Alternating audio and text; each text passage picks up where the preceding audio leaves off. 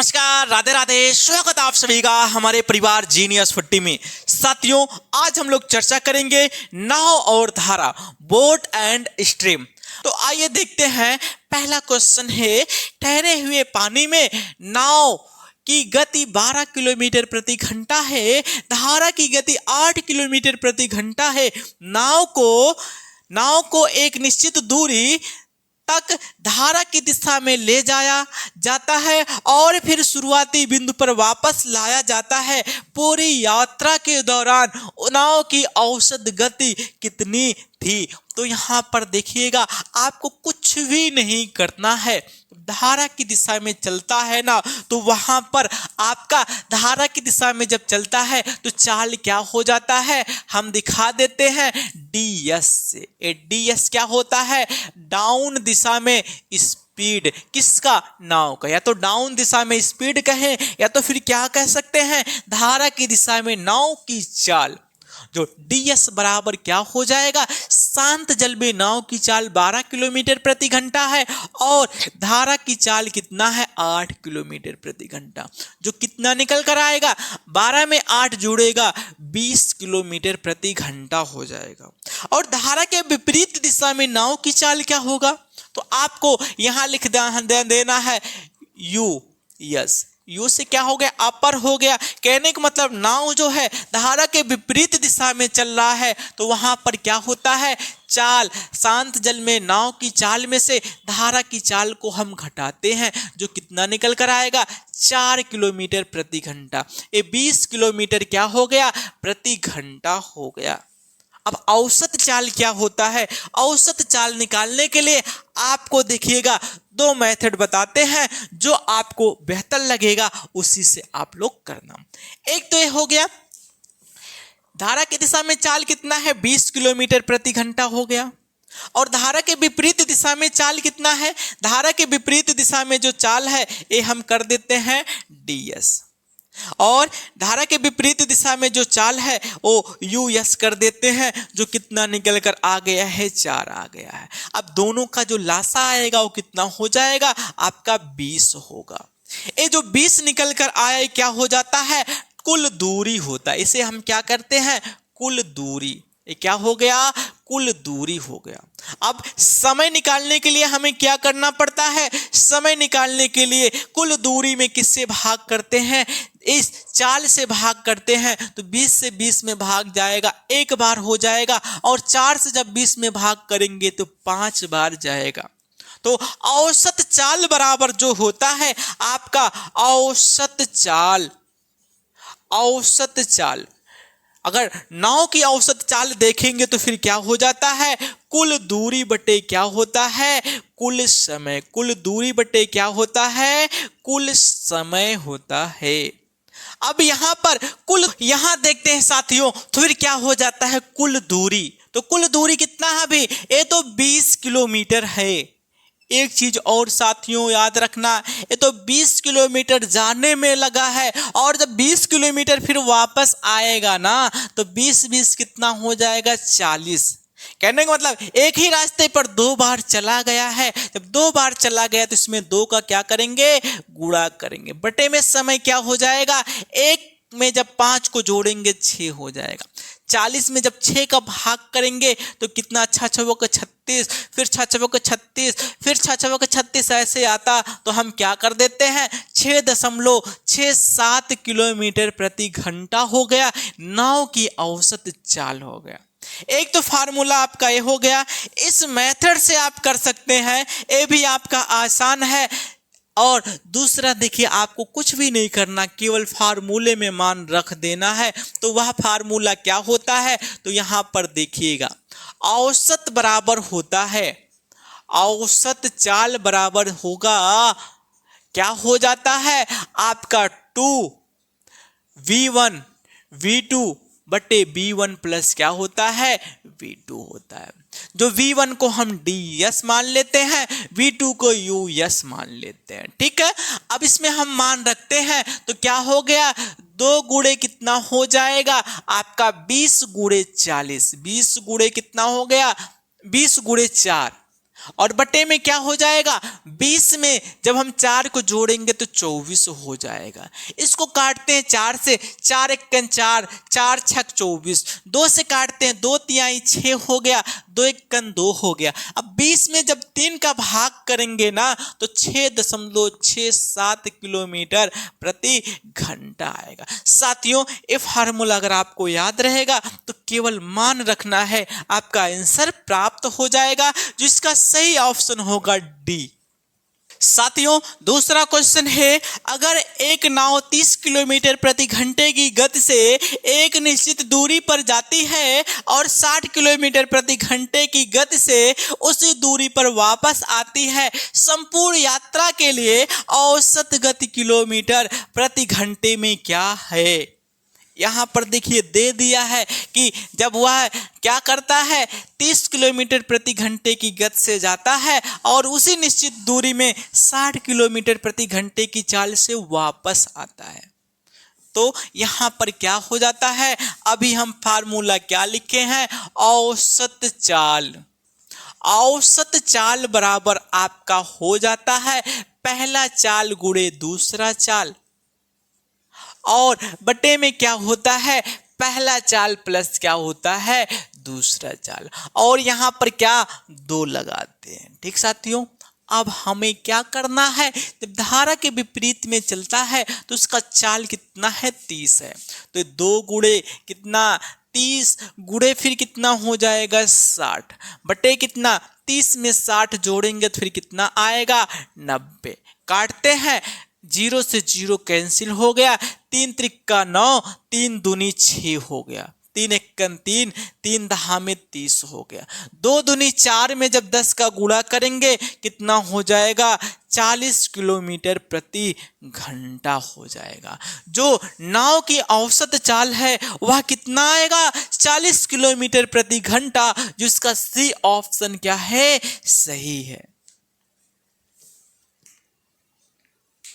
साथियों, तीसरा क्वेश्चन है, एक नाव धारा की विपरीत दिशा में शहर P से शहर Q की ओर जाती है तथा धारा की दिशा में शहर Q से शहर P की ओर वापस आती है, यदि स्थिर जल में नाव की चाल 35 किलोमीटर प्रति घंटा है और धारा की चाल 5 किलोमीटर प्रति घंटा है, तो पूरी यात्रा में नाव की औसत गति कितनी है।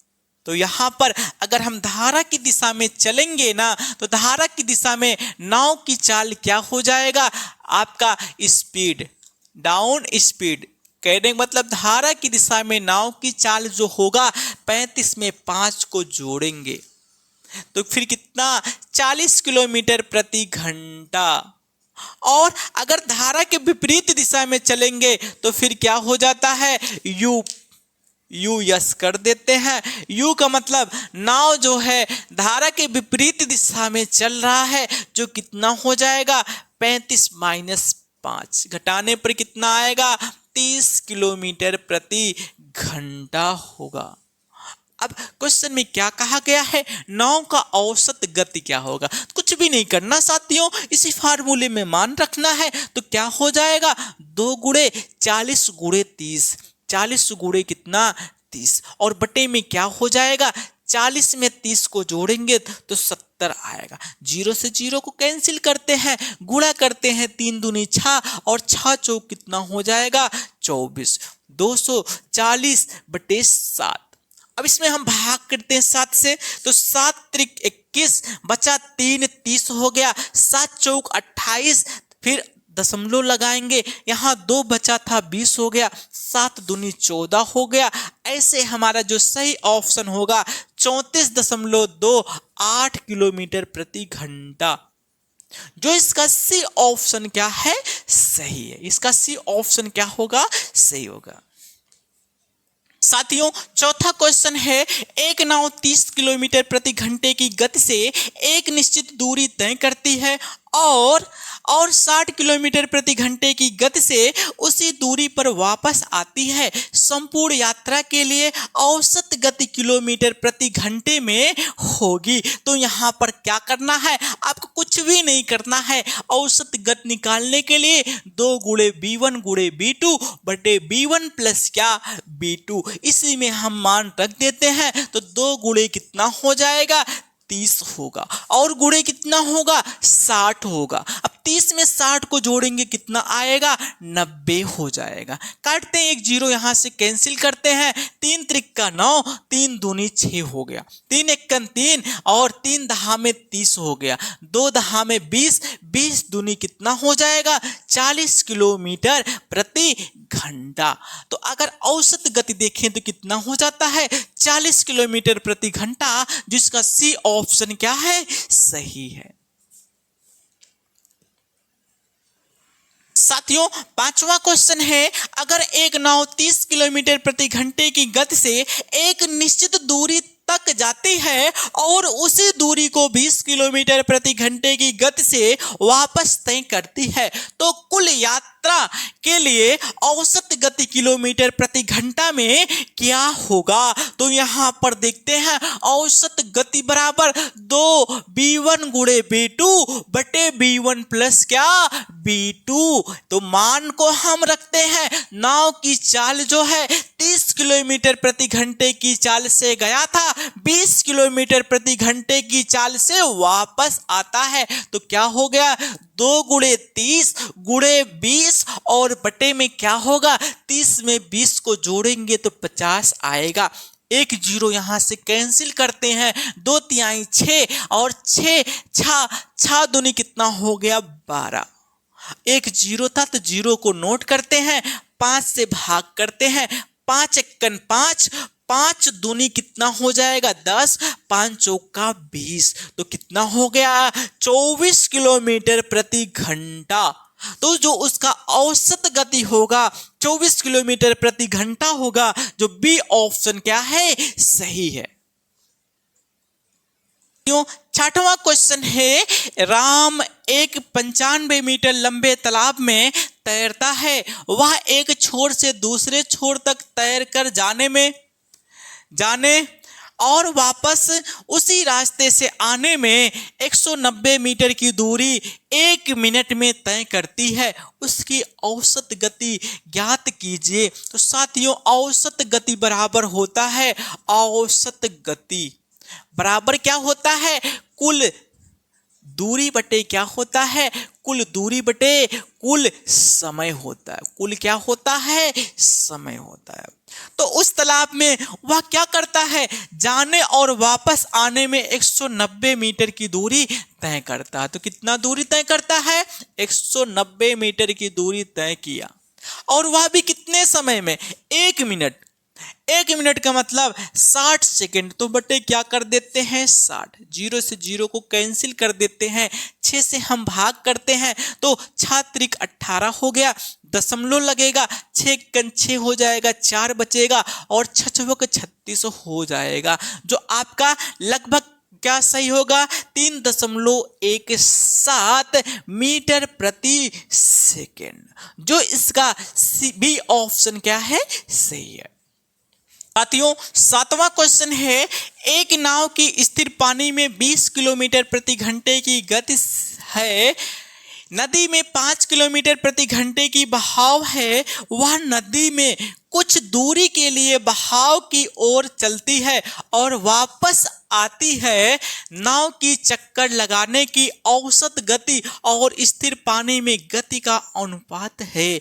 तो यहाँ पर देखिएगा, कुछ भी नहीं करना है। सबसे पहले हम देख लेते हैं, जो नाव धारा की दिशा में जब चलता है तो उसका चाल क्या हो जाता है। तो डाउन स्पीड का मतलब नाव धारा की दिशा में चलता है। शांत जल में नाव की चाल 20 किलोमीटर प्रति घंटा था, धारा की चाल कितना था, 5 था। तो जोड़ने पर कितना आएगा, 25 किलोमीटर प्रति घंटा।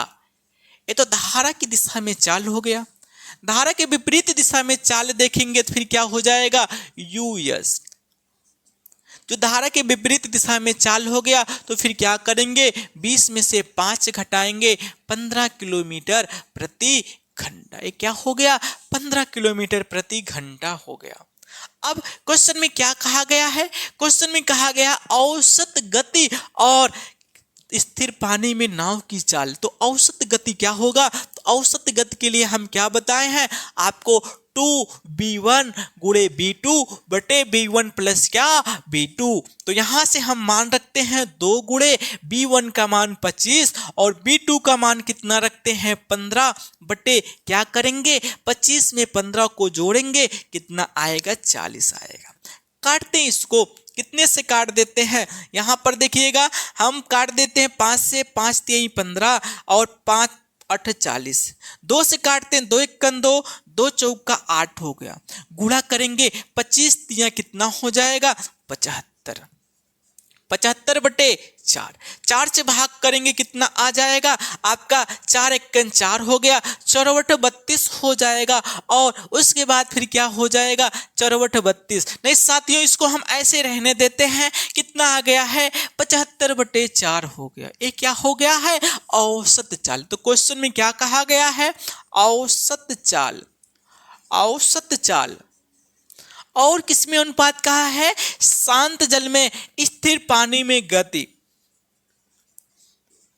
स्थिर पानी में नाव की वही गति। तो कितना आपका